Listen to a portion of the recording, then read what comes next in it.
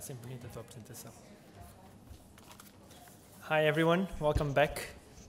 We have to resume our morning session, and we have 6 talks before lunch. And we'll start with Cátia Cardoso from Ciência Viva here in Portugal. She's based at the Knowledge Pavilion that you can explore later today before the talk from Rosetta. And Cátia is going to give us a short overview about the Zero program in Portugal. Okay, don't forget it's already past 5. Yes. Hello everybody, good morning.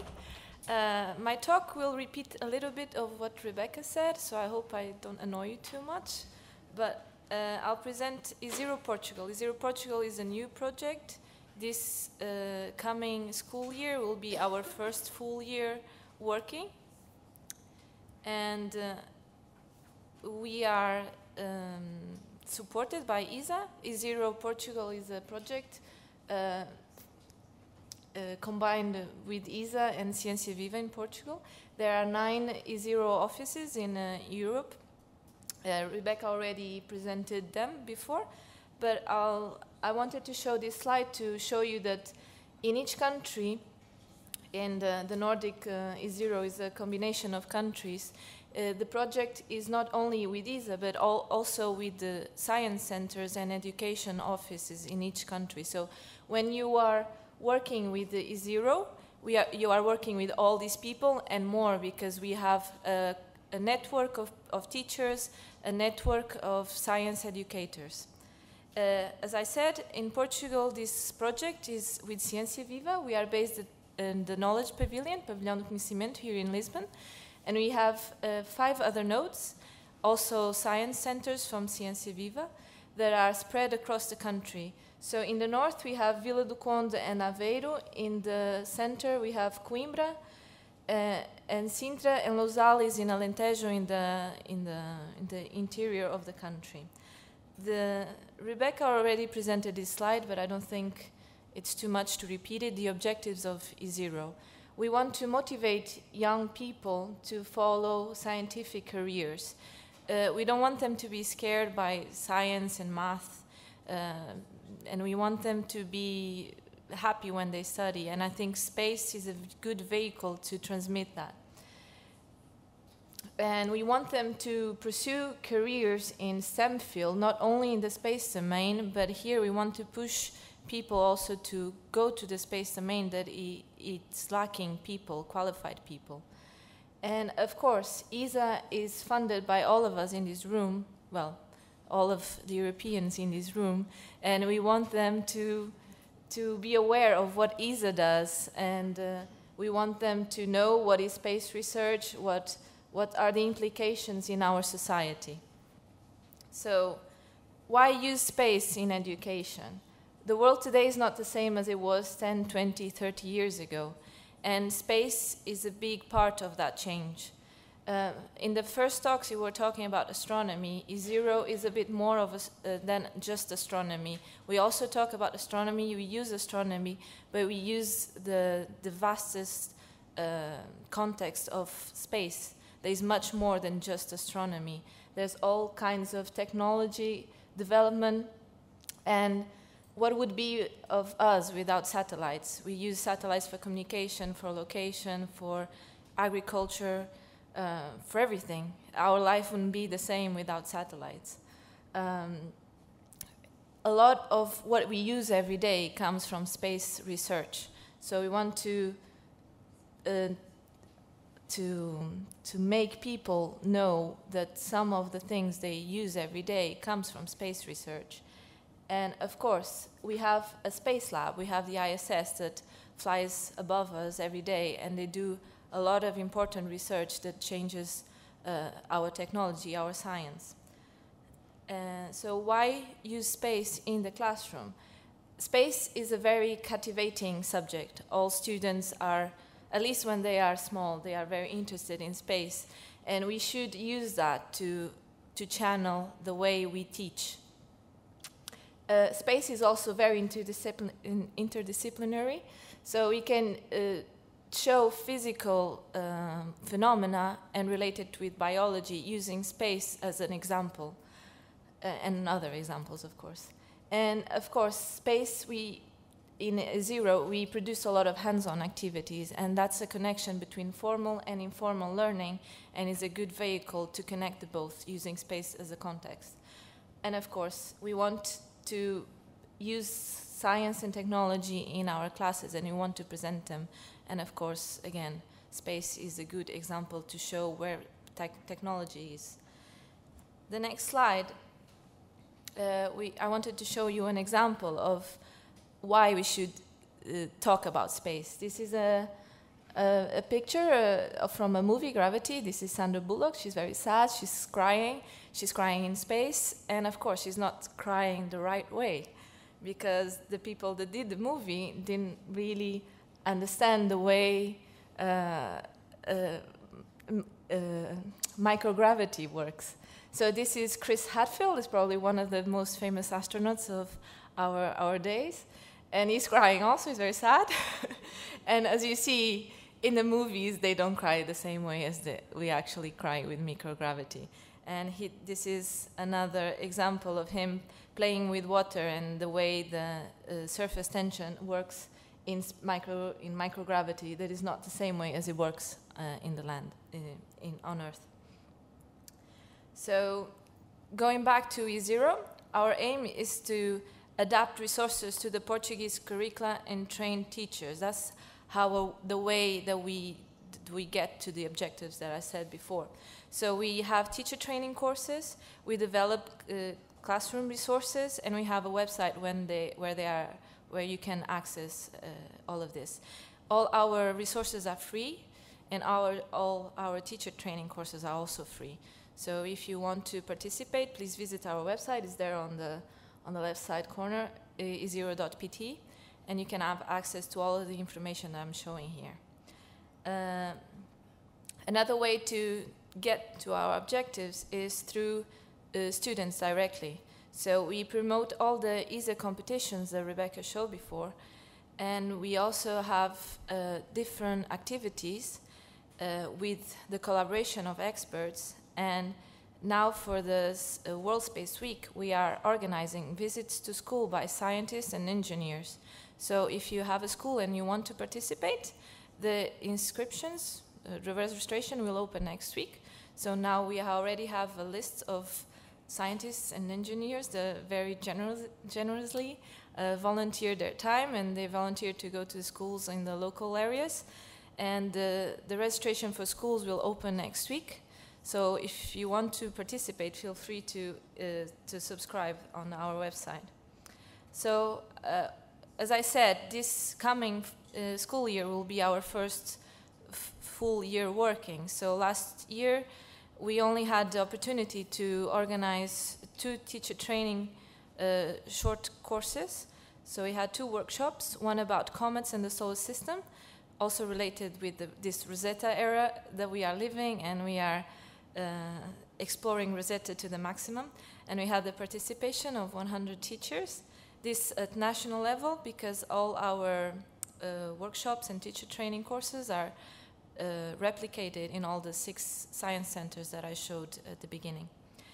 And we also had Earth observation and climate study workshop that will be replicated in the other science centers, not the one in Lisbon, next year. Well, this year. It starts next week, the school year here. We also had student contests and in Portugal. So we had loads of students participating. They will happen again next year. Rebecca already presented the contests. And we are exploring Rosetta to the maximum, and we are having a really good feedback. So we followed Waking Up Rosetta in January in the school. We had the participation of all the students in the school, and it went very well. We followed the arrival of Rosetta at the 6th of August. We had two presentations, one in Constancia, one here in Lisbon at the planetarium. And again, it went really well. We had really good feedback. We are also hosting Matt Taylor's talk today, so please feel free to come. And these are the future events, well, not all of them, but just a short resume of the coming ones. So we have the space travels to school that I already mentioned. Please register if you want a scientist or engineer to go to your school and give a talk. We'll have the first E0 Portugal Teachers Conference that will be on the 14th and 15th of November. Pre-registration will open next week. We'll have slots for presentations of posters with your projects if you want. We'll follow Philae Docking on the 11th of November, and we'll have a CPD course for the primary level teachers running January next year. And of course, we'll continue with the workshops that we had last year because they went really well, and they are one-day training, and we had a really good feedback from the teachers, so we'll continue that. Students' competitions will open. Zero Robotics is already open. It will close at in the end of September, and CANSAT Portugal Mission X will open very soon also. This is just an overview of our website. This is our front page. Here we have Matt Taylor with some good place to see him. We have a space for resources. All the website is in Portuguese. And these are all our events that we organize, and here initiatives. You can register in everything we do. And that's it. Thank you.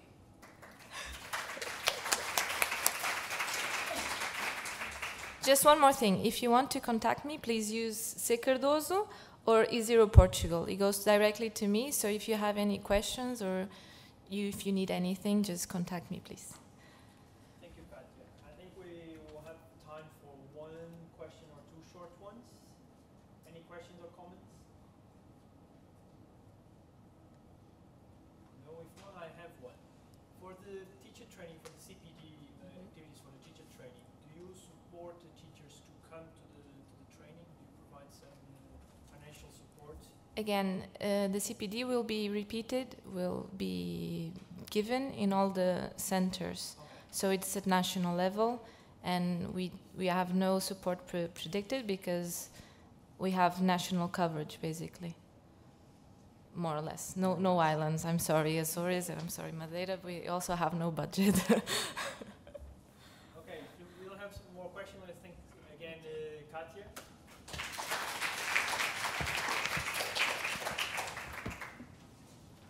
So while we need to swap the computers quickly, but I will ask Rodrigo to, yes, Rodrigo is coming.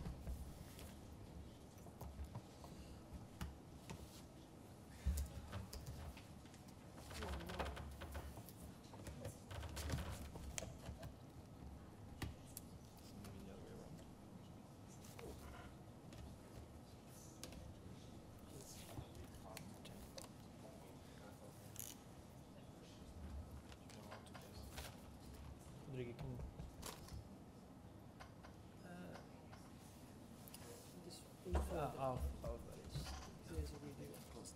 yeah, it's okay. Yeah, start. Close this window. Okay, and Okay. Close. and start presentation. F5. Okay. Oh, não, tens que selecionar ao menos. Yeah. Okay. Oops. Okay. Tem algum vídeo? Tem, acho que sim. Põe ok. Tem. Vamos pôr então. Enable. Okay, perfect. So our next speaker is Rodrigo Alvarez from Belgium, based in Brussels, and he's giving a talk about the program E0 program in Belgium. Hello, thank you. So I will repeat a little bit what Rebecca and Katja said, so you will learn a lot about E0 today. So E0 is a program supported by ESA. It stands for European Space Education Resource Office. These are the countries, and the aim of E0 is to provide teachers with space-based educational tools. Now for the implementation of E0 in Belgium, so ESA and the Royal Observatory of Belgium agreed in 2006, so 8 years ago now, to launch a Belgian E0 office at the Planetarium of Brussels. And we hired 2 full-time collaborators, one for the French-speaking part and one for the Dutch-speaking part. We have to deal with one of the major issues in the educational system in Belgium. So the first choice between curriculum options is made at the age of 12, which is very, very soon. So the children have to choose between Latin, science, and economy. So it means that we have to start really soon, the sooner the better, in order to make the pupils feel familiar with science already at the primary level. The problem is that at the primary level, the teacher often lack of confidence when they have to deal with the science team in the classroom. So Belgium E0 provides teacher trainings. And in order to provide the high-quality science trainings the teachers want, we established an educative partnership with science education experts, because we'll work with a lot of partners active in Belgium, but we want to homogenize what we teach, and then we decide to train the trainers to adopt the inquiry-based science education methods in order to guarantee the content and the quality of the trainings. So these are images of the trainings. Another topic is that there is a need for ready-to-use educational material to help the teachers in the classroom. So we elaborated educational material and evaluation tools. Those material was elaborated by inspectors and teachers in order to use the wording and the things that the teachers are used to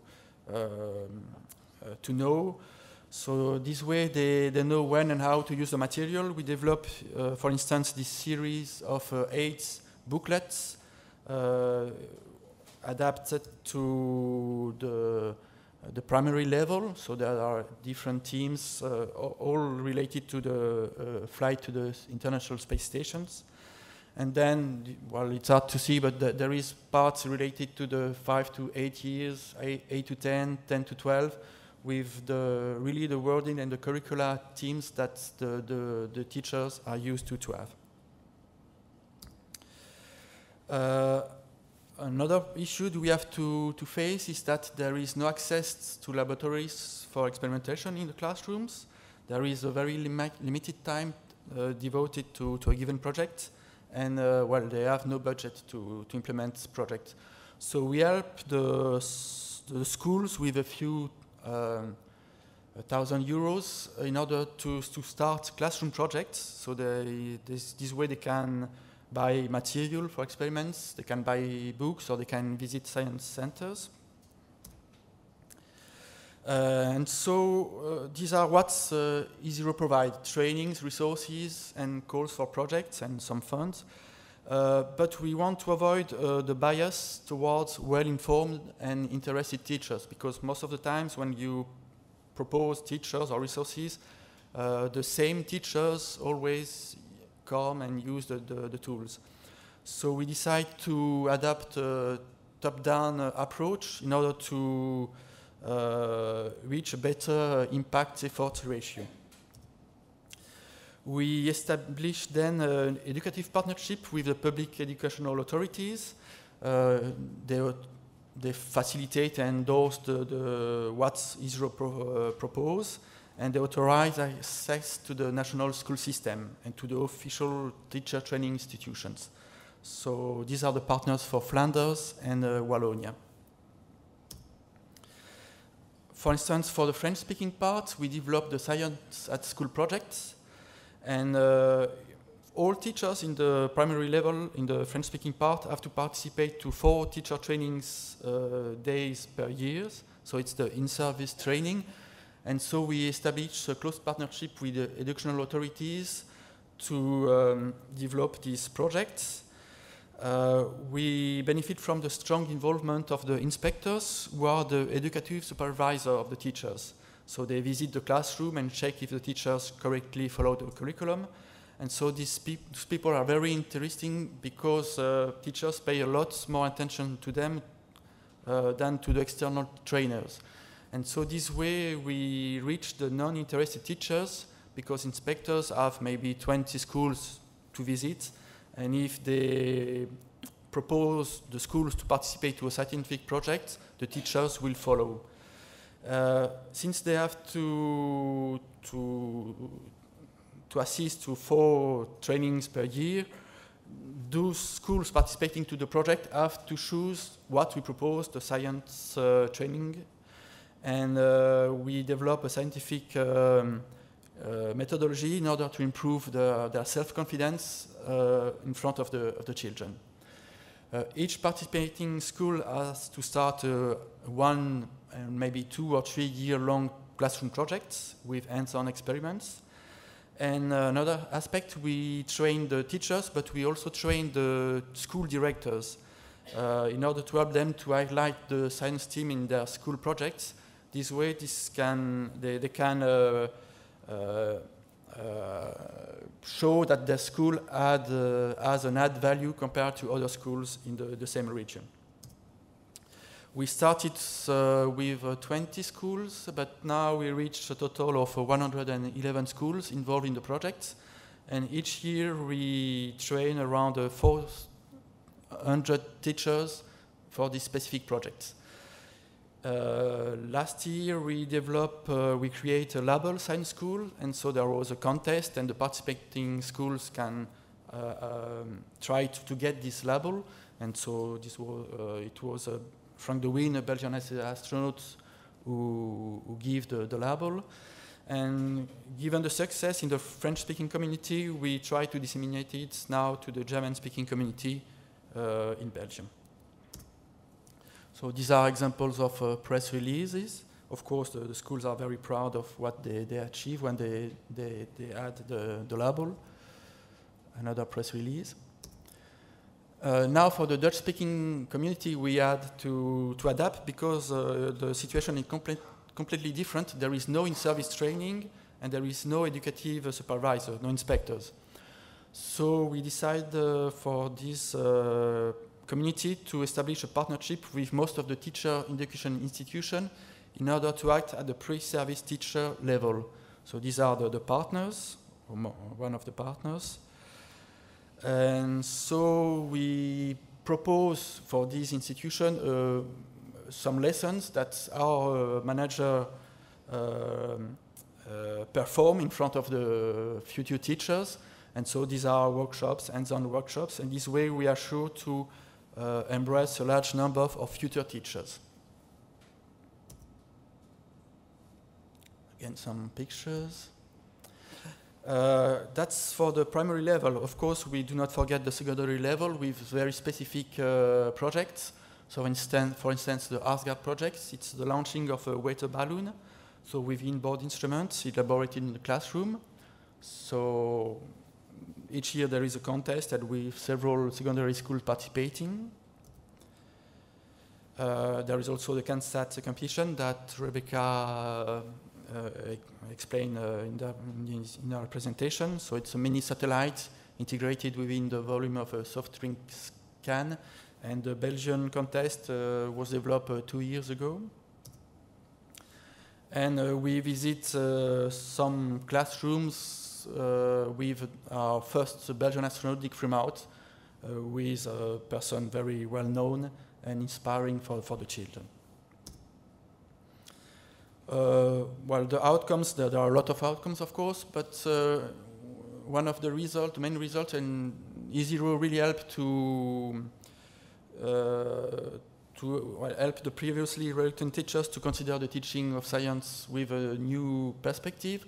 And we organized a science fair with most of the schools involved in the project. And so, and children were really proud, but mainly the teachers also were really proud, in fact. And they can show to their colleagues that they were able to develop a scientific project in their classroom. And those teachers were absolutely not fond of science a few years ago. So it was really a nice success. And I will end with a video. So it has a few years now, but okay, that's. So it's some of the project developed in the classroom with the Science at the School program. And so the children spend the day explaining what they have learned, what they have built in the classroom. It was really amazing, really nice, and the most beautiful part was the teachers who were really proud of what they achieved with the children.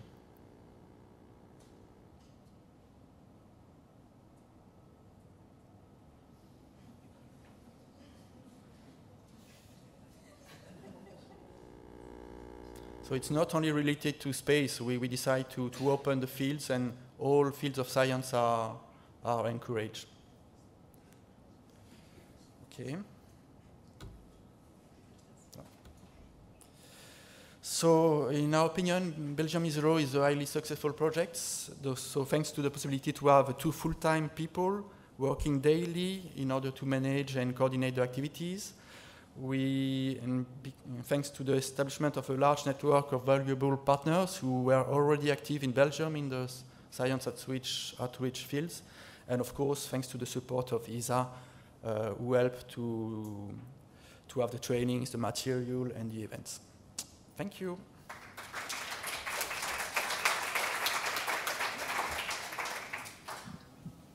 Thank you, Rodrigo. Any questions or comments?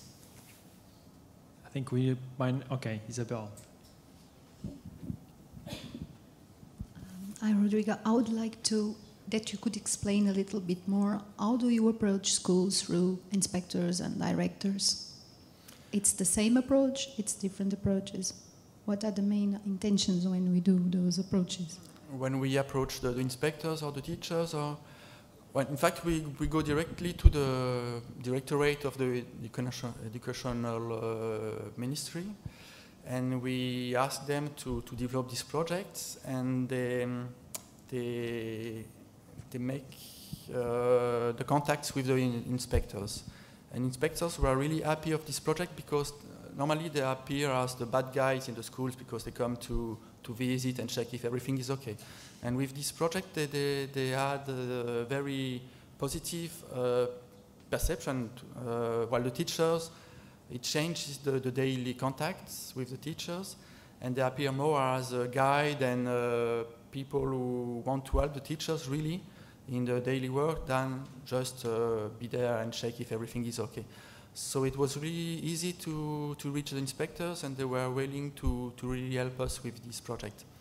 But we train also the inspectors in order to have the same message, because sometimes they have old-fashioned way of teaching, and in order to keep the message homogeneous, the same for the teachers and the inspectors, we provide more or less the same trainings to the inspectors and to the teachers. Thank you, Rodrigo. I have to move on, and thank you so much. Thank you.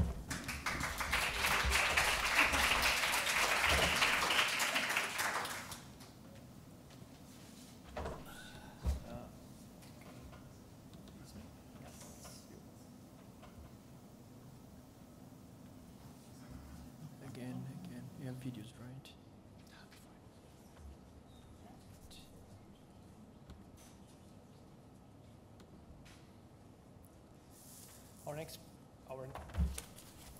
Our next speaker, Fraser from Folks Telescopes Project, will give us a talk about how to link real astronomy research to the classroom. Okay, good morning, everyone. Bom dia. You can hear me okay? Good. I'll be checking you're all awake all the way through. So, I'm Fraser Lewis, as said. I'm with Folks Telescope Project in Cardiff. Sorry, not in Cardiff, in Treforest, near Cardiff. For those of you that have seen me speak before, have seen my boss Paul Roche speak before, you know this is going to be quite rapid. I apologise, I speak quite quickly because I've got a lot to tell you, and I'm only going to tell you about 5% of what I'd really like to tell you today. So, I work for a project that has 2 telescopes, both 2-meter telescopes, so huge, huge mirrors on them. I'm incredibly lucky. We have these 2 telescopes, one in Hawaii and one in Australia, so we can operate them in really good sites on the other side of the world robotically. We don't get to go to Australia and Hawaii, that's the downside. There is a third telescope that also does a lot of education called the Liverpool Telescope, based in La Palma.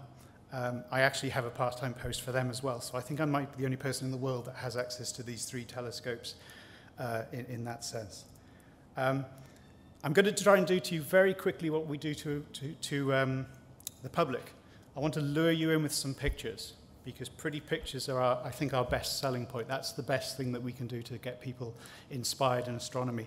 So I have to fly through these, but let me just show you. That's a star-forming region. These are all taken with our telescope and then sort of image processed.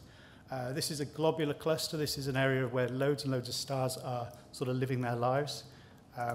This is the death of a star. Again, you lose a little bit. They kind of look a bit nicer on my screen than on there because of the light in here, but we lose a little bit.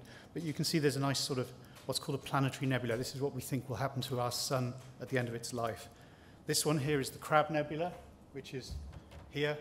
So you can kind of see we're getting a reasonable sort of impression of that from our telescopes. This is M51, the Whirlpool Galaxy. So you can see, again, we've got some really, really nice, clear images here. Some of you, I think, have already used the Faulkes telescope. Those that work with ROSA and GTTP certainly would have done so. This is a pair of colliding galaxies, the antennae galaxies, and again, you can see there's some really nice detail in there. This is an image of Faulkes Telescope North. It's the little telescope right down the bottom of the image there. So you can see that's what you get for £5 million, about 6 million euros or so. The rest of the site, I almost need to do a Men in Black for you. That's all US military. So don't tell anyone you saw that, because we'll all be in trouble and we'll have to get Will Smith in to erase our memories. We're part of a larger organization, or certainly our telescopes are owned by a larger organization called LCOGT. They are building a worldwide network of telescopes. So they are incorporating our 2-meter telescopes and some 1-meter telescopes, and eventually some 0.4-meter telescopes into this worldwide network, which will be available for schools and educational use. What we're building in there is redundancy, is the idea that there are multiple telescopes on each site, so we can get around weather, we can get around technical issues. When you only have 2 telescopes in a network, it's not so reliable. So we're building a lot more flexibility there. The idea, the reason, or the thing that LCO is working on is this idea of a whole Earth telescope, that you would be able to access any telescope, or any time of day you would be able to access a telescope in either hemisphere. There's always somewhere in the world that is in darkness, and you would be able to access those telescopes. This allows us to do some clever things like rapidly responding to things in astronomy that happen very quickly, to do long-term monitoring of observations of objects that change and variable. So it gives us a really nice sort of way of using these telescopes. At the FT, we work with a variety of different groups, and there's only a handful of those listed there: GTTP, ESRO, Nucleo, Down to Earth, ESA. So we work with all these people. We're very keen to work with as many people from throughout Europe as we can. If we can spread our wings away from Europe as well, so much the better. But we're certainly keen to work with people from all over the world. We produce themed observing days, days where we actually pick a theme in space or in astronomy, and we talk about that. So things like we provide information on how to make color images, how to use things like Photoshop to do that, how to produce posters on the life cycle of stars, so looking at where stars live, how they live their lives, how they die again. Things like asteroids and comets we're very interested in, through to my personal favorite, which is the X-ray systems, the X-ray binaries, work I'm doing with ROSA at the moment. Very nicely prefaced by Rebecca before is the Down to Earth project that we've been involved in developing alongside ESA. You can see there it's actually, it's a nice applet that you can use online. You can play around and blow up your favorite city or your least favorite city in a virtual sense at least. It's in all the important European languages: English, Welsh, German, Spanish, French, Polish and Russian. I think that's all the important languages in Europe as far as I remember.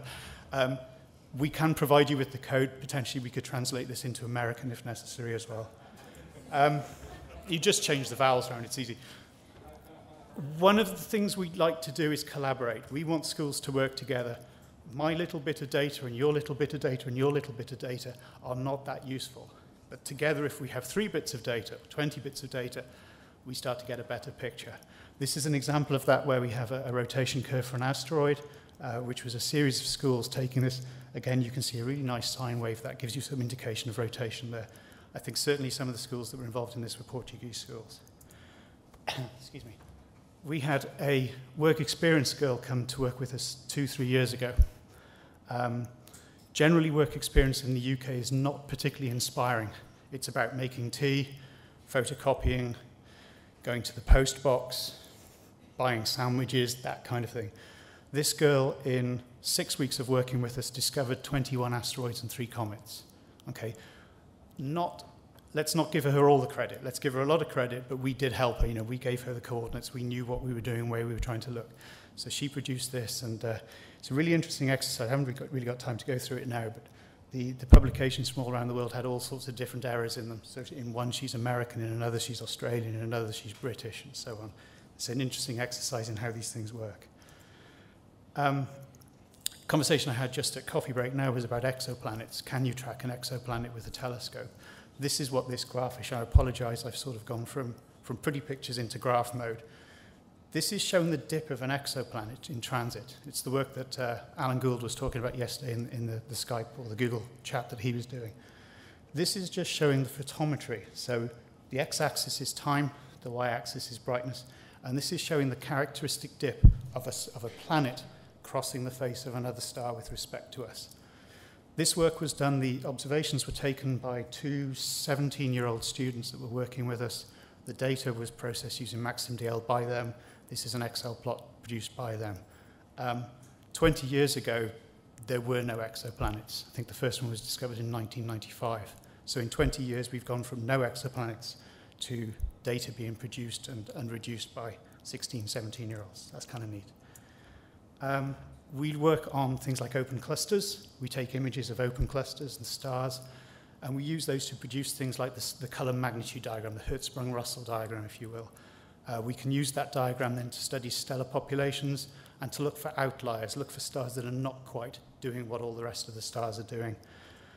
Here's an example of one of those clusters that we have a HR diagram, CMD diagram. Again, apologies if you know this diagram, you know what it's about. If you don't quite have time to go through it now. But this was a student working for us, another 17-year-old student producing photometry of hundreds and hundreds of stars. The blue stars were stars he thought were variable. So he's taken multiple images and looked at the time frame and seeing stars that are varying with respect to the others. From that, he was able to produce 4 graphs. Sorry, beg pardon, he was able to produce hundreds of graphs. Here's 4 of them, for example. This is the variability curves of some stars. And again, there was a talk yesterday that mentioned Cepheid variable stars, Lyra stars.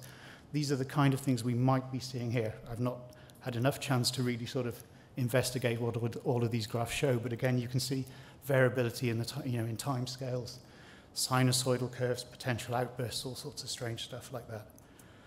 I'm kind of moving out. I've started with the solar system, and I'm moving out into the cosmos in a wider variety. This is an image of M51, like the image you see there of a spiral galaxy. If you look at the next image, hopefully you see a change. Did that happen? Yes, it does happen. If you look towards the bottom of the center of the image, it's easier if I just do this. If you look towards this area, you see something happen between the 2 images. Yeah, that's a supernova. That's a supernova that went off in M51. So again, you can see a star has changed in brightness. That's a star that's exploded. These are images that we've taken from our work. Some work we did a few years ago was with a Polish group that developed a thing called the Supernova Portal, and the idea was to get schools to collaborate, to take their own observations, to make their own photometry, post that data onto a combined graph, and you start to see the fade of a supernova there. And the shape of the supernova fade tells you something about the mechanism that's going on within the star. So that's kind of a neat thing, and again, a nice little collaborative piece of work. Again, with thanks to Rebecca, we're involved with the ESA Gaia Transient Survey. There's another parallel conference going on this week in Warsaw, not as sunny as Lisbon, so you can guess why I came here. This is something that we're also involved in, is the idea of follow-up. So using our telescopes, getting our students and our teachers to follow up Gaia transient. So Gaia is finding objects that are changing in brightness, and we're going to do some work to try and find those. Fantastic. I thought that was going to be 1. I was worried then. My background is research. My background isn't education. It's not astronomy education at all. So my background is researching binary stars, and the particular stars that I look at are black hole and neutron star type binary stars. This is data taken over 6 or 7 years, and I think I have another couple of years of data to add into this. All the points you see in red, yellow, and blue are Fawkes telescope data points. The majority, I must admit, are taken by me, but there are blocks of data taken by our schools as well, and we're sort of directing them to take observations on our behalf. You can kind of see the light curve you can build up. It's confused. It is a very confusing diagram, and to break that down again would take, the rest of the morning, I guess. But what we're doing there is we're looking at the X-ray behavior and the optical behavior of a black hole that is accreting matter. It's drawing matter from another star. And that's kind of a cool thing. And again, we can get kids involved in that. Okay, once we get onto accretion, we are going to struggle with the younger kids. I appreciate that. But you have things in there like Vine's law. You have things in there like, why would an object produce X-rays? Why would an object produce red light? Why would an object produce blue light? So we can play around with that and do some nice stuff with that. Taking that one step further, this is a diagram that I produced with my main research collaborator, David Russell, in Abu Dhabi.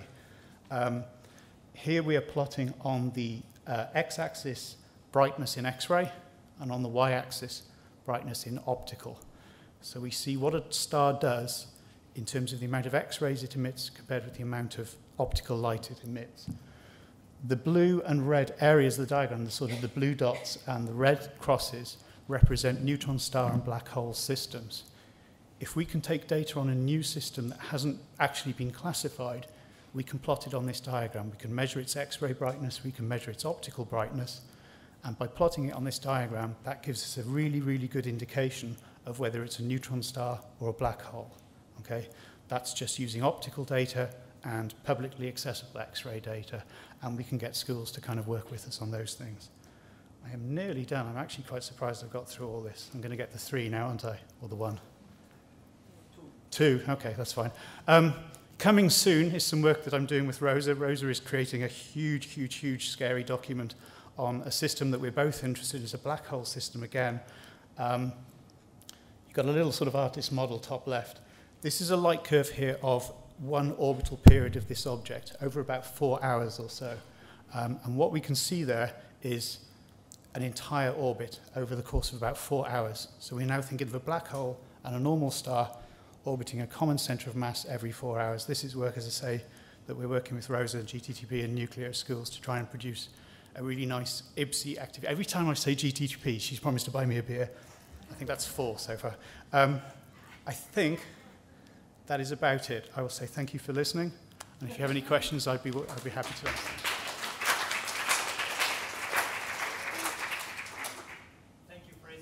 That picture was a typical star party in the UK, right? No, that's just every undergraduate. That's just every undergraduate lecture I give. Great. So we have really just time for a very short question or comment. Linda. Who are your 16, 17-year-old students?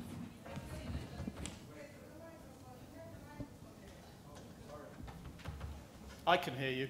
Yeah, we can hear you here. I can lip read, so. It's a small room. Thanks. Yeah, I was trying to project. I was just wondering, when you have a student that's taking light curves, like who is the student? How do you find them at school, or is it a group of students? Who are they? How are they selected? So the girl that did the sorry, let me try and use the microphone as well. The girl who did the comet, the guy that did the clusters, and the 2 guys that did the experiment, they are from local schools to us. So they're actually all, I think, from Cardiff schools. And we don't really advertise, but every year the local schools contact us and say, can we send someone work experience your way?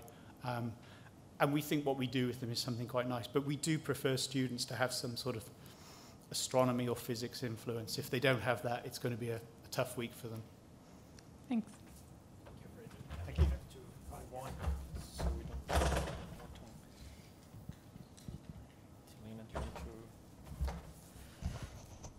Tilina is our next speaker, and he's going to tell us about the IU initiative called AstroEdu.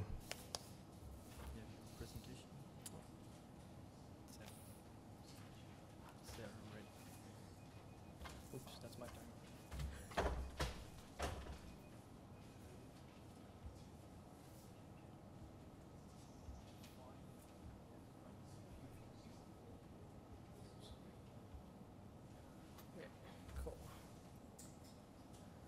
Hi, I'm Tilia. So I'm actually going to talk about a project we launched actually half a year back, and the talk is actually related to the workshop in the evening. And now, first of all, just like most of you here, most of you are teachers or educators, and I do lots of activities, especially in Sri Lanka, where I come from. And before actually I got in touch with all of these Pedros and so many people, before we had this network, and I was pretty lost as well, and most of us are actually lost. When we want to go to a school and do an activity with teachers or with students, and we always try to find activities, what is good for us and what is good for our local curriculum. And it's really tough to find something really good. So for example, in Asia, actually building an antenna to listen to Jupiter is one of the more famous ones because it's really easy and kids love doing it. But if you go online, if you go Google how to build this antenna, it's a very simple one, but you get tons of results. So how do you pick what's actually good for you? And especially as teachers, you don't have the time, even if you really want it, you don't find the time or the encouragement from the school to actually pursue to find something really good. So, but there are some online repositories which actually helps this process, where they have put set of activities in astronomy or physics, and where they have actually categorized them properly by subject, by age group and classes, which is really great. And now, and thanks to some of the European projects, especially in Europe, from Europe and few from US as well, we have a bunch of these repositories with so many activities. And but the problem is most of them are most of them actually have some issues. And sorry, and most of them actually requires a login, and I myself actually I hate if I have to create an account to join another repository or a forum or something, and they're a bit cluttered, and trying to put everything together, and it's a bit hard to find your way around and to navigate, and especially most of these platforms are in English, and most of us are actually not non-native speakers, and it's kind of a bit tricky to find our way, and we kind of get lost as well. And then if you compare couple of activities together from the same platform, it's the quality actually vary from one activity to the other, and then the one special thing is actually they don't have, most of the existing ones, they don't have a review system, or it's pretty limited. And of course it's restricted to English. Not most of the repositories are in our local languages, and then they are not updated.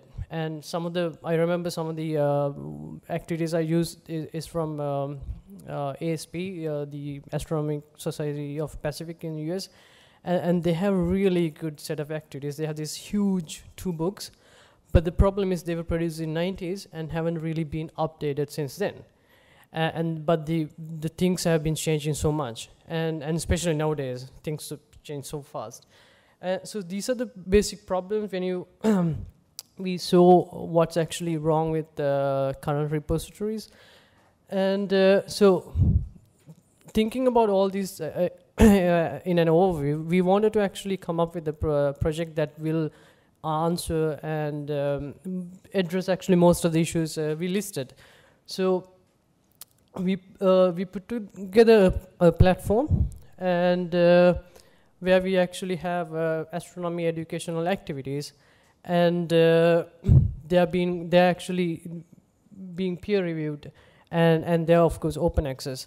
So what is peer review? And maybe some of you know now, when you have to actually publish a scientific paper, what you do is you send that to a journal. So the editor gets it, and the editor actually send it to a bunch of people to review it. So and this method has been using for years in scientific community. So we adopted the same method, and so anyone can actually submit. When you submit an activity, we go through a process. So first, actually, the editor receives it, of course, and the editor actually do a quick checkup and send the activity back to you, probably with some suggestions. And once you implement the basic suggestions, then you send it back to the editor, and then we send it to 2 reviewers. One is a professional astronomer, and then one is a professional or experienced educator. So what happens is the astronomer actually checks the astronomical background of that activity, and the educator check the educational implementation in classroom or in the education aspect of the activity. So it actually balances the activity in both ways, the scientific way and the educational implementation of the activity. And then once both reviewers actually send 2 reports back, and then we send it to you, the author, and then you get to look at both reports and improve your activity quite a lot. And it's amazing, some of the activities we had, how the original version they sent us and the published version, so much has improved. And then after you actually implement all the suggestions from the reviewers, we have an editorial board, and actually some of them are here. So editorial board has a final saying to this should be published or not. So this actually, because of this, it's quite a bit of long process, but you end up having your activity reviewed by professionals, and then you actually get to improve your activity. So it's even though it's long, the quality improves a lot. And after publications, actually the review doesn't end there. And we have, through our networks, we have so many people who are engaged with the students at all levels. And we try to get them to use these activities. And then we have the community feedback.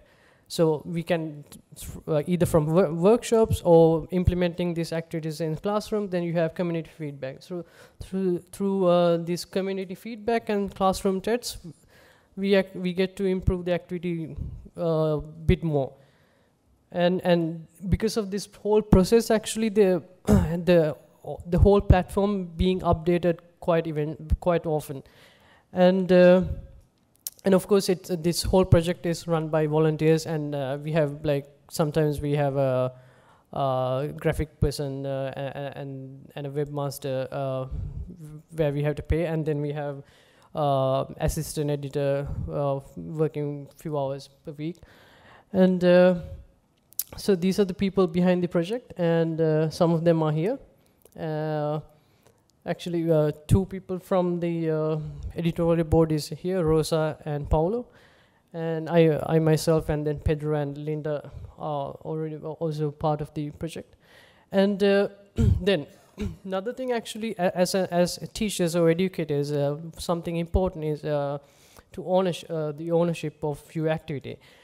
Each activity, when you get published on the platform, you can actually use one of these icons on your, if you have a blog, or if you on your school website or in your organizational website, saying these activities are peer reviewed. So people get to know that these are the activities being peer reviewed. So they have an idea, actually, when they see the Astro Edu activities somewhere else, because the activities are, as I mentioned before, it's actually open access, so you can even download existing activities and create something new and use it any way you like. Even you can actually put them together in a book and sell, because what the idea behind the whole thing is actually to get more people to use it. It doesn't matter if you are going to sell it or not. And then this is basically what the timeline we had roughly from the launch. And so we have last year, July, we had the design idea, and then the development somewhere in November, actually. In October, we did a launch at the CAP conference, but then we officially launched it during the GTTP session, the ESA GTTP session in Leiden. And now this year, actually, we are still improving the platform, but we are working on currently this version is international version is in English, but we are working on language support as well. And so when it comes to language support, we want to have this in as much as other languages as possible, even in Portuguese, and to have a localized version. For an example, in Portuguese, what you need is the structure and the design is already there. We can just give it to you, and then you need we can also provide advice, because we have been doing this for a couple of months. And then you need to meet some editorial and publishing criteria that we use, and then of course you get the stamp approval of IUU, and these some details of if you want to build a localized version. It's basically you need about 5 people for the editorial board and editor-in-chief, and then probably about 2 more people to work on the website and the content. And what you need is actually a bunch of people who are interested in something like this, because we already have the platform. Right. Currently in 2014, we have about 20 activities published and 11 under review. And so we'll be doing a workshop here today evening, and then we are trying to review the whole platform in coming November. Just so because we need to make sure the platform is improved and up to date all the time. And I hope everyone will attend the workshop. Yeah, it's at 4 o'clock in this room. So Linda, Pedro, and I will be doing the workshop. So and it's open for everyone. We don't have a limit. Yeah. Thank you.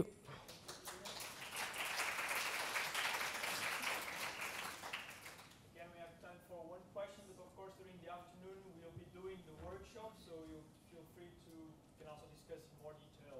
But any burning question? Carl.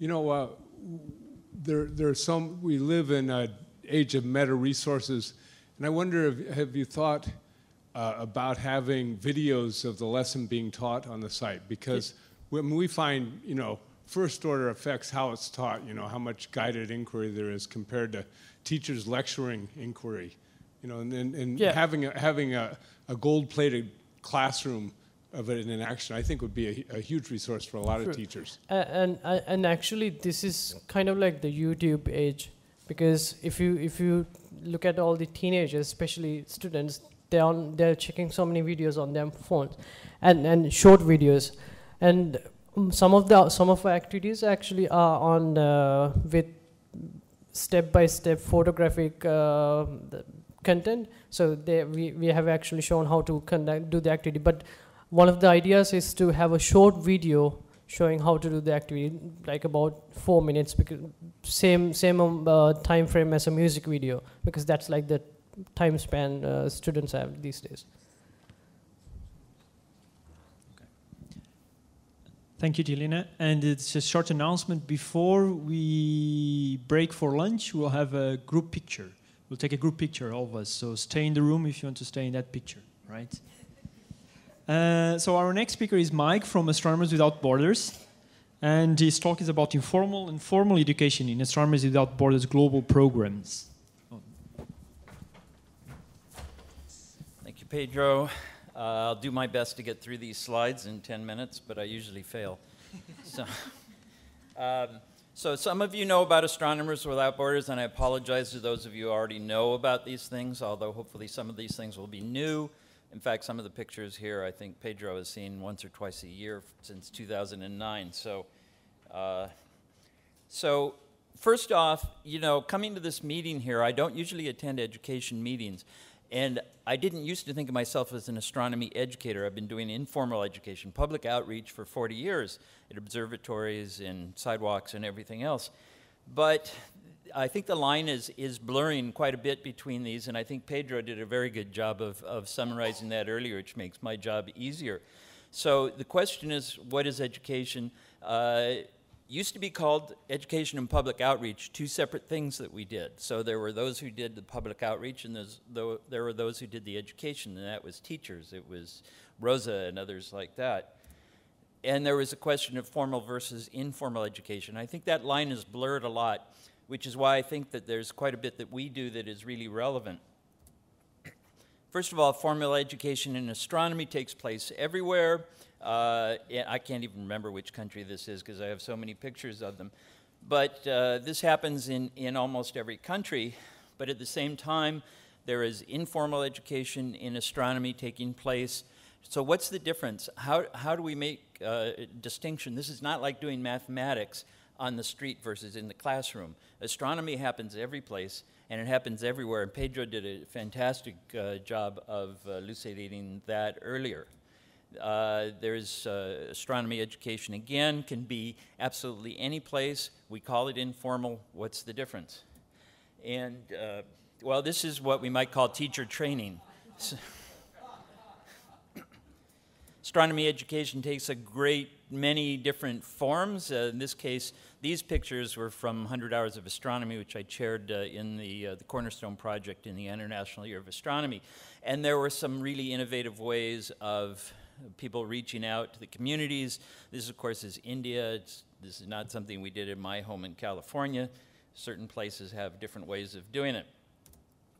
But at the same time, you know, is this not education? I mean, when you see a picture like that, this is somebody learning something. It doesn't matter where, it doesn't matter what. This sort of shows what education is about. This is the outcome. This happens to be in Romania, looking at the sun. So one of the projects that we have, and I have to say this is technically under Astronomers Without Borders. It is run by Babak Tafrici. He will present something about this, I think, tomorrow. Is he coming? Yeah. But we helped to start it and was one of our first projects. But the idea is that everything that we do is universal. Astronomy itself is universal, but it has to be available to everybody. The World at Night, if you're not familiar with it, it is a program that reaches millions of people through the World at Night website, which you can easily find, through exhibitions worldwide, through Astronomy Picture of the Day. And all of these are educational in some way. This happens to be taken from Mauna Kea. It is the Milky Way as seen from the north. This is taken by Wally Paholka. But at the same time, here he took a picture from Easter Island, and this is the southern hemisphere, a panorama that's sort of squeezed into one image, and you see the Large Magellanic Cloud there. Just showing pictures of the moon around the world. How many times we get questions about if I see the moon here, do they see it someplace else? Is it the same phase in another place? So here it is over the Taj Mahal, over the Parthenon, in central Iran, rising over Boston, and being pushed a little bit to one side from Brittany and France. So all of these are educational in a way as well. They get people to think. So this is online materials. Also online, there are times that we do programs that are remote observing. In this case, they're run by Dr. Gianluca Massi, who is actually, I think, presenting something in EPSC remotely. And these are online events where you have an astronomer, Gianluca, who's talking about what he has seen, and also in this case the southern hemisphere, two different sessions that happen together. And there are 10,000, 20,000 people who are participating in the same room virtually. And nobody knows where they are until somebody says, where's everybody from? And they start putting in their countries. So the borders really, this is not about crossing borders, they just really don't exist. The border is around all those people who are interested in astronomy, and that covers almost everybody on the planet. So in this case, it's all the people who want to participate in this. Another way of reaching people. What we do it more directly here is an example of a program that included connections between, this is Vietnam and the Philippines observing together during Global Astronomy Month, which I'll mention briefly. And they are doing public outreach, but two different countries doing it together. And this is what our observing programs are about, is that everybody is observing, they may be observing the same objects, but they're doing it together in different places. So you can be looking at Saturn from the different places, and they share on the website pictures of what they're doing and everything else. And this is actually, it turns out to be very powerful, the idea that you're doing things with other people, not just doing something separately, but as part of one big event. And this unifies the community. We have a new project that, this is the long-range goal about sharing the sky. We're pairing clubs in the United States, also in Canada and some others, with clubs in other countries.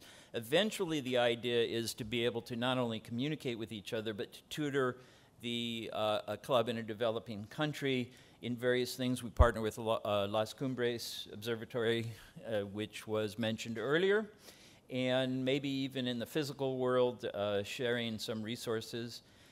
And possibly then the clubs that are being mentored can go into the schools and do some, I don't know if you call it formal or informal then if it's in a classroom, but they do some education there as well, working with teachers that might have been trained through GTTP, for example. So the pairing up has just started, and these are some of the pairs that we have now. USA with Sri Lanka, Pakistan, Austria and Tunisia, a lot of very interesting places.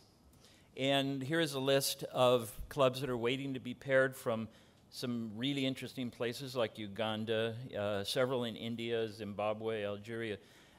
So these are clubs that are interested, and this shows the interest. They want to be connected with others around the world as well. And we learn, in this case, Astronomers Without Borders, by learning about each other, we learn not just about astronomy, but we learn about the culture. We personalize those people. As somebody else mentioned, that this is international relations and peace building, I think in a presentation yesterday, that when we learn about each other, we are less likely to want to fight with each other. And being an American, I think that's particularly important because we have the really big bombs. So that's really my ulterior motive behind all of this. It's education, not really about astronomy. Astronomy is the tool.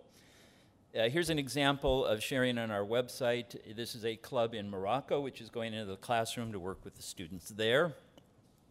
And every member, of which there are thousands, can share a member blog. Now, I have to say the website's undergoing some changes.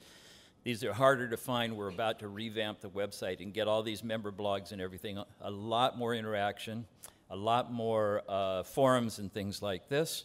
Right now, we had some improvements made which kind of destabilized the whole thing. But this is the idea, is to be able to post these things and share with each other. And so people around the world can see what happens in Morocco and the classrooms there. Now, here's another aspect of education which has to do with art. This is education for me. My background is not in art. The idea of combining astronomy and art was not something that came from me. It came from an artist who works with radio amateurs and a lot of other space artists. This has turned out to be a very, very popular program of many types. Every month there's an Astro Artist of the Month. There is artwork, film. The Astro Poetry blog has tremendous amount of contributions. The Astro Poetry Contest every year in Global Astronomy Month gets most of the entries from schools around the world, 3 different categories. So that is a very popular program as well, and it's another way that brings astronomy and art, whichever way you want to look at it, and it's, of course, very educational. Sometimes there are massive outreach programs like this one with Cassini, the spacecraft taking a picture of Earth. This was a simulation here, but we helped with that by doing outreach and organizing events. Now, when I say organizing events, we call for events, and people, in this case in Karachi, Pakistan, hold a local event. So these local events are part of the bigger event. That's the motivation, and this is really important. So there's public outreach going on around the world, sometimes, in this case in California, to one person, or here in Argentina to hundreds. This is all looking at Saturn during that time when Cassini was taking the picture. Sometimes it's naked eye, even during the daytime, knowing where it is. This very excited Caltech student on the roof there with an observatory behind. Or in a picture I took of some of our students at Mount Wilson Observatory with a 1.5 meter telescope. They can be very remote locations with a few people. In this case, this is solar astronomer Jay Pasakoff, who many of you know or know of. He was attending this wedding of his nephew, I think it was, in London at exactly the same time they were taking the picture. So they posed with a picture of Saturn along with everybody else at their wedding. And of course schools, in this case in Accra, Ghana. And the final image actually has Earth in it. And here it's all labeled up, and you can see the lower right is actually the Earth and Moon. And just because it's cool, I'll zoom in on that. There's what looks like 1 pixel, but turns out to be a little bit more. You can see the Earth and Moon together. You've probably all seen these, so I won't dwell on these.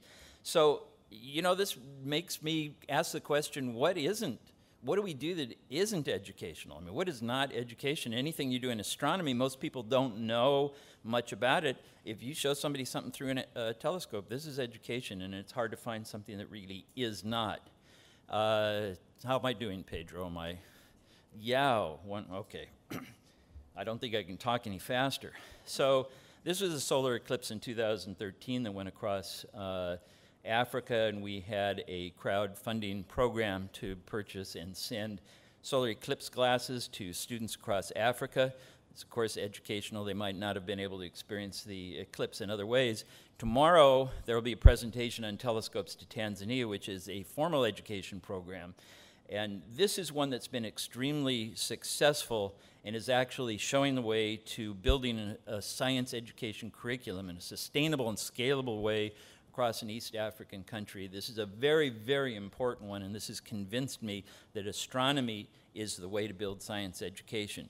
And somebody else raised this question earlier or yesterday, how do you do this in a country that has nothing? This will answer that question, I believe. We also have some educational materials that we'll use for programs such as this moon gazer's wheel that I've described to some people, but don't have time now. This, you go out and look at the moon, line up the wheel, and it shows you, not just in a diagram, but with the Earth above, the Earth would be below you, and the moon would be above you, and the sun would be off in some direction, and you can visualize that. Also a spectroscope that is currently available from SDO mission. Outreach will be carrying that because their funding was cut, but we can make it available to the whole world instead of just to NASA. Global Astronomy Month we have, I won't even go into that. It's every April, it's a follow-up to 100 Hours of Astronomy. And most importantly, collaboration. We have different kinds of programs. Some we organize ourselves, some are partner programs. I think the partner programs are probably most important, and the reasons that collaboration is important. You reach a different community. Everyone in here, partners, reaches a different community. We reach internationally, and we can create programs that people cannot do alone. So I take the think globally, act locally, and turn it around and say, you know, think about what you're doing locally, and let's expand it to international. And thank you very much.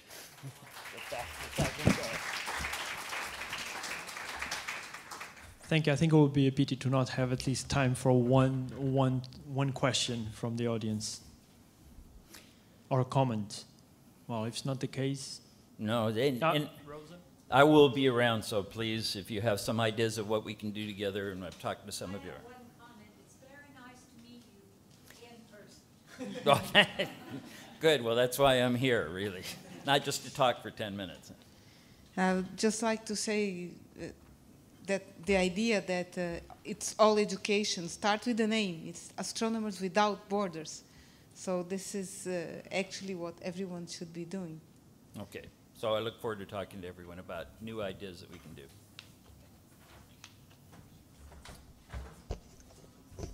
Our last talk is by Eric Ahrens from Leiden University. We share the office, so we work together. And it's about the astronomy literacy goals. And I think it's a bit, I already mentioned it at my talk at the beginning of the day, a bit about this, and Eric would expand on that. Thank you, Pedra. Okay, so my talk is on my research about astronomy literacy goals. I drafted a list of goals that a person should achieve if he or she wants to be considered astronomy literate. And here I have the first draft. And at the end of my talk, I will be handing these out, and I will be asking for feedback. I'll explain a bit more about that later. So why would we want a list like this with astronomy literacy goals? Basically for two reasons. First of all, it can act as a benchmark for the advancement of astronomy education. So astronomy educators create many resources, develop new materials all the time. It would be useful to have one direction to aim at, to have some symbolic point in the future, some goal in the future that we can all aim at. Second, it can act as a framework for educators around the globe as a starting point. So if a teacher, for example, wants to incorporate astronomy into the curriculum, he will have a framework and can use it as a starting point. Now, my first draft, I based it on a project of AAAS. They have a list of science literacy goals for the year 2061. And that seems a bit like a random year in the far future. But the idea behind this is that's the year that Halley's Comet will return close to Earth. And if the general population will be looking at this particular phenomenon, they will be scientific literate. At least that's the goal. And we use the same symbolic year in the future, 2061. Other sciences also have these kinds of lists. So here you see a couple: earth science, atmospheric science, ocean science, climate science. I'll talk a bit more about that later. But first let me address this question: why do we need science literacy in the first place? Well, there are many reasons. First of all, we want a widespread science capital in the general population. If the gap grows too large between the general public and scientists, then it's going to be hard to communicate new discoveries to the general public, and the gap grows larger and larger. If we do have a widespread science capital, everyone will know about science. We can learn from each other. Then we'll have a self-growing science capital.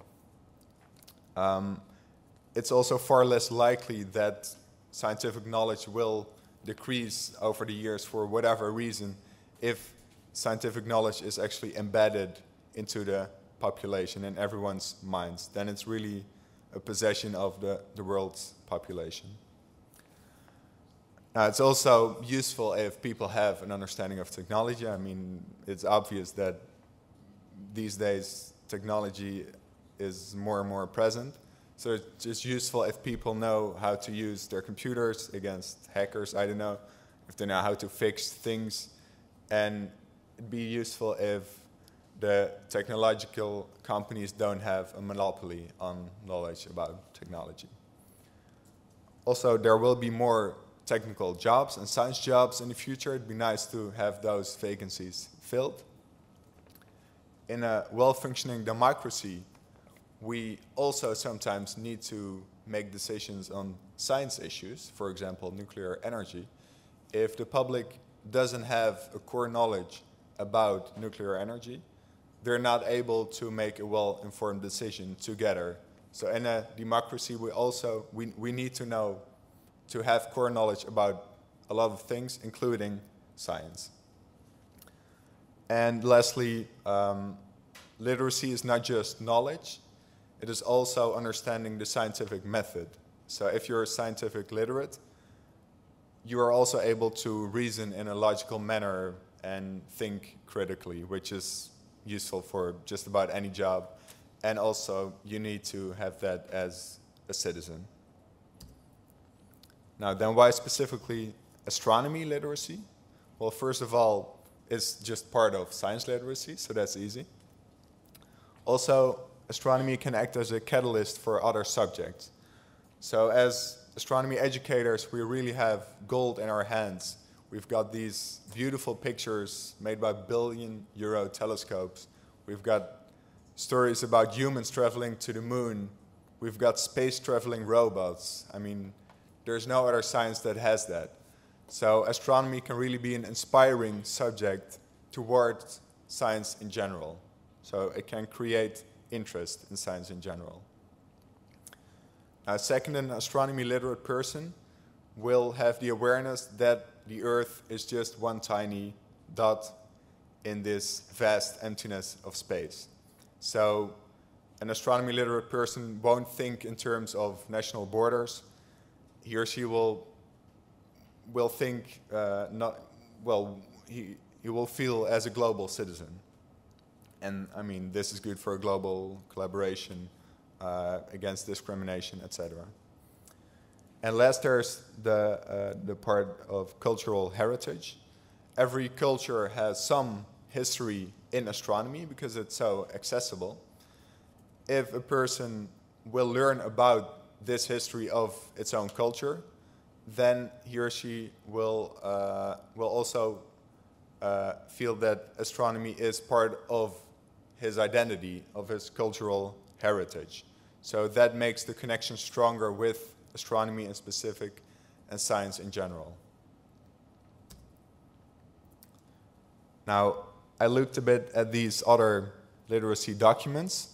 I looked at the method that was used to produce them, and I got some general points that I also followed. So, for example, there's work with the community, consult teachers in a public review, have a final review with experts who look at it thoroughly, and after they produce the final document, they still have a frequent update to keep it up to date. Now, the method that I used as a starting point the document of the AAAS project 2061 benchmarks for science literacy. And I used the section, the physical setting, which has all the astronomy-related goals. I subtracted the astronomy parts, and for global use, I divided them into age groups instead of classes, which are also always country-specific. Next, I added learner goals from Universe in a Box, which is a UNAWE resource that was very well researched beforehand during the development. Next, I added some evolved goals, exoplanets, cosmology, and climate science, which is not necessarily astronomy, but I think it's really important to also incorporate this because it has something to do with astronomy. And maybe it's even the most important subject because it's the one science that is actually affected by making people aware of it. So space won't change if we make people aware of the universe, but climate is affected when people are aware of climate change. It's affected in a positive way. So it's the one science that we can actually change when we communicate about it. I added these evolved subjects because the document I based my first draft on is from the 90s, so it's a bit outdated. It needed some updating. And next, I added some UNAWE goals that are part of UNAWE's vision, Universe Awareness Vision. So there's the perspective on this tiny Earth, the pale blue dot, and the astronomy culture aspect that I just mentioned. Now, I did a literature review to see which goals should be in which age group. And this wasn't that easy. It's not a fully researched area. And also, some papers research the understanding of kids of a topic without instructing them on the topic beforehand. So then it's more of a research on the current state of the education system. The most useful papers were the papers that had instructions. So then the researchers instructed the kids beforehand on the topic and then researched the understanding of the kids on that topic. So then I actually had an age limit of when kids are capable of grasping a concept. So in the end, I established per topic a lower age limit for when kids are able to understand a topic. Now, next is a survey. I already got some initial feedback from an astronomer, 2 secondary school teachers who are specialized in astronomy, and 2 primary school teachers. Next, in the future, I will conduct a large survey among 600 science school teachers and a few hundred primary school teachers. But right now, and this is the current state of the list, is I need some feedback from the astronomy education community, consisting of you. So after my talk, I will be handing out these lists. On the front page, I have 4 points that I'd like you to pay attention to. So you can read through the list, mark your comments, and afterwards you can go to this link and fill in the online form. It's very easy. Doesn't take a lot of time after you read through the list. So please participate in this survey. This is the most important part of the survey because, I mean, this is a room full of experts. I really need you, and this also needs to be a collaborative effort if it really will be valuable. So let me end with a timeline of the process. So this summer I started with the first draft. Then I conducted the small survey, the initial feedback. Now we're at the third point. This is right now. In the future there will be the large teacher survey. Then in January I hope to have the first version. And I want to have it reviewed. And then in August of next year, I hope to present it at the IAU General Assembly to have a final version. And after the final version, I want to update it regularly just to keep it up to date. Okay, thank you.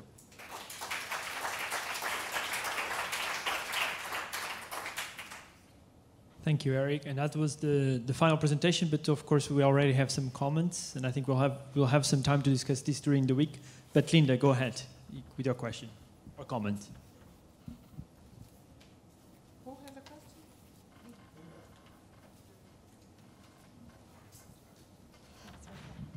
question? I was wondering why you started with the AAAS report from 1993, since that seems like a while ago. And there was a little bit of mention of it earlier, but you know, I'm sure that the U.S. has new next-generation science standards, which include Earth and space science, and they're specific statements that are evaluable, or accessible. So that seems like that would be a really great place to start from. I wonder how you've looked at that and if you're incorporating that into your literacy goals.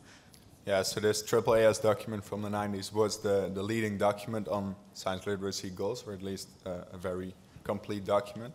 Now this next generation of science standards, they used some evolved subjects and added those into the AAAS document. And I used the same topics to update that with. So I could have also used the next generation of science standards, but I mean, it's either way.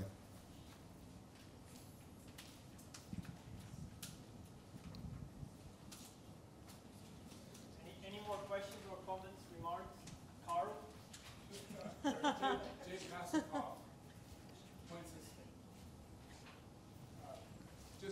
I don't know if you're open to this. I noticed, I mean, we all know that 6-year-old kids love aliens and black holes more than anything, even though, they do. Nobody can really understand. I mean, we have no answers on that.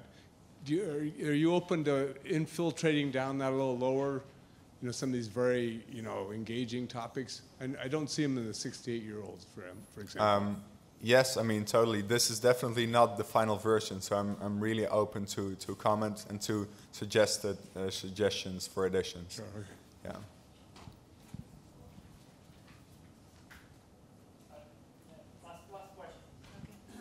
I was wondering if you are only considering the knowledge, or you are considering also other things in the literacy goals, like behavior and attitudes and opinions about the astronomy, other things. Yeah, goals about the scientific method of astronomers are also in there. Yeah. And also if you have some additions, if you're missing some methods, then please comment.